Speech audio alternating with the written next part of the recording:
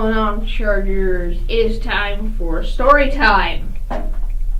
Yeah, we're going to get into this one because I have a new story to tell you about the players who scored for both teams in a single game in basketball. So it's going to be a more longer story, but it's going to make sense later on because I have to give you the backstory for this to even make sense. So this is somewhere around the late 70s. I forget the actual date, but the New Jersey Nets are playing the Philadelphia 76ers.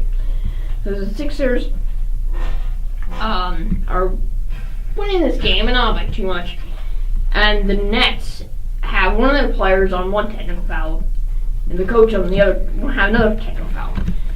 So for some reason, one of the players on the Nets just gets mad, like furious, and he gets called for his second technical foul, so he's out of the game. However, after he left the game, he took a chair and just threw it in that tunnel where you go after the game, like the locker room, and the referee calls him for a third technical foul.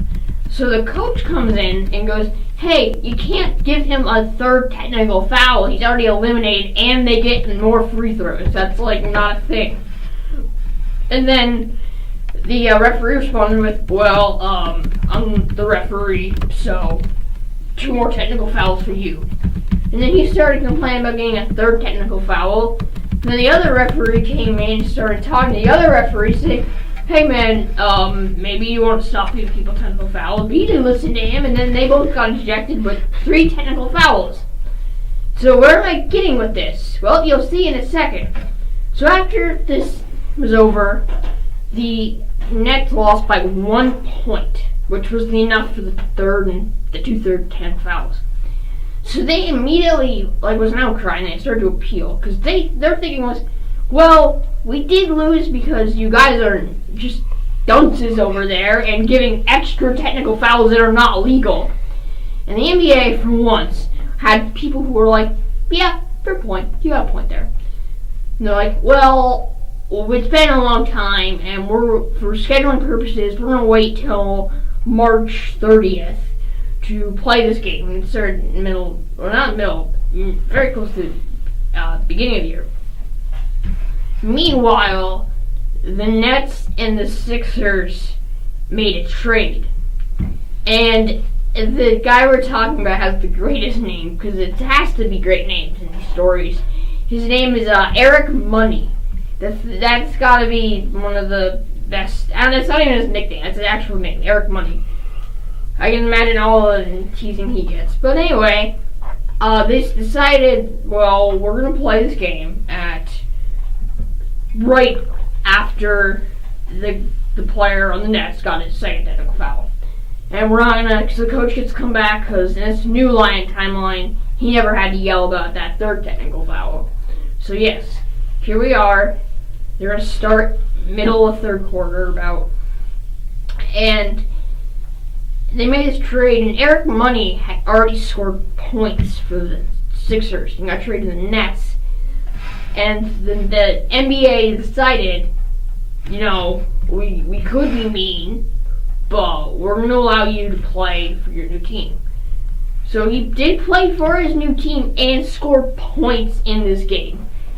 So because of a trade, because of a guy going nuts with power, we now have a guy playing for both teams and scoring for both teams. But I can find that funny on the box line, whatever you call it, the box stats.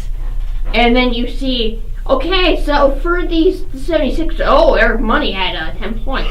Let's go to the Nets. Oh, he had 10 points as well. Is that the same Eric Money I'm talking? Is there a different one? Are they like distant cousins or something? But seriously, what I think would be more fun, the more fun option, would have been for them to erase the guy's mind of the last 2 months for 3 hours. And they go, "Listen, you just gotta pretend here, okay, that you are a Philadelphia 76er. Go back to your locker room, go back to your family in Philadelphia, Just live your life, man. You deserve it. And you just gotta play this one game and pretend. But they did not do that. So likely this will never happen again. Although it could happen again. Because in the MLB there was a similar thing. Where there was a postponement of a game for a couple weeks.